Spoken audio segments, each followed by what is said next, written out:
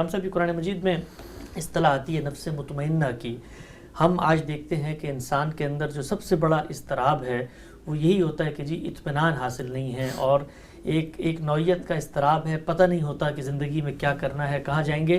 قرآن کہتا ہے کہ جب آپ اس رستے پر پڑتے ہیں تو آپ نفس مطمئنہ بن جاتے ہیں۔ یہ کیا مراد ہے؟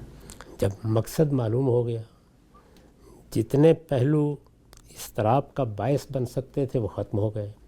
یہ پتہ چل گیا میں کہاں سے آیا ہوں، یہ واضح ہو گیا مجھے کہاں جانا ہے، یہ بات بھی متعین ہو گئی کہ جہاں جانا ہے وہاں کامیابی کے لیے یہ چیزیں کرنی ہیں، تو پھر تو آخری درجے کا اطمینان حاصل ہونا چاہیے۔ انسان کو اگر یہ اطمینان نہیں مل رہا تو اس کی وجہ یہی ہے کہ وہ پیغمبروں کے دیے ہوئے اس جواب پر یا تو غور نہیں کرتا، یا اس سے وابستہ ہو کر بھی اس کو شعوری طور پر اختیار نہیں کرتا، اس کا مطالعہ نہیں کرتا، قرآن مجید کی روشنی میں اس کو سمجھنے کی صحیح نہیں کرتا۔ جب وہ اس کو سمجھ لیتا ہے تو ہر سوال کا جواب مل جاتا ہے۔ اسی کو قرآن نے دوسرے طریقوں سے بیان کیا ہے کہ پھر اس کو روشنی حاصل ہو جاتی ہے، وہ ظلمتوں سے نکل آتا ہے، اس کے سامنے شارع متعین ہوتی ہے، وہ راستہ اپنی آنکھوں سے دیکھ رہا ہوتا ہے، اس کو منزل نظر آ رہی ہوتی ہے، یہی اطمینان کا باعث بنتی ہے۔ ایک دوسری چیز وہ ہے جس کا تعلق انسان کے نفسیاتی مسائل سے ہے، وہ یہاں زیر بحث نہیں ہے۔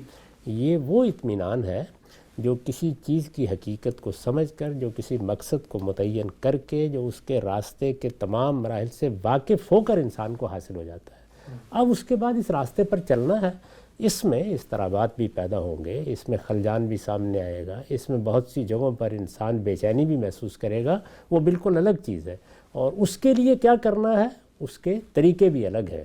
لیکن یہاں جو بات بیان کی گئی ہے وہ یہ ہے کہ جس وقت وہ دنیا سے رخصت ہوگا اور پیچھے مڑ کے دیکھے گا کہ مجھے جو مقصد بتایا گیا میں نے اس کو سامنے رکھا، مجھے جو راستہ بتایا گیا میں اسی پر چلا، میں نے اس پر چلنے کی صحیح کی جس حد تک میرے لیے ممکن تھا اپنی استطاعت کے مطابق، آج میں منزل تک پہنچ گیا ہوں۔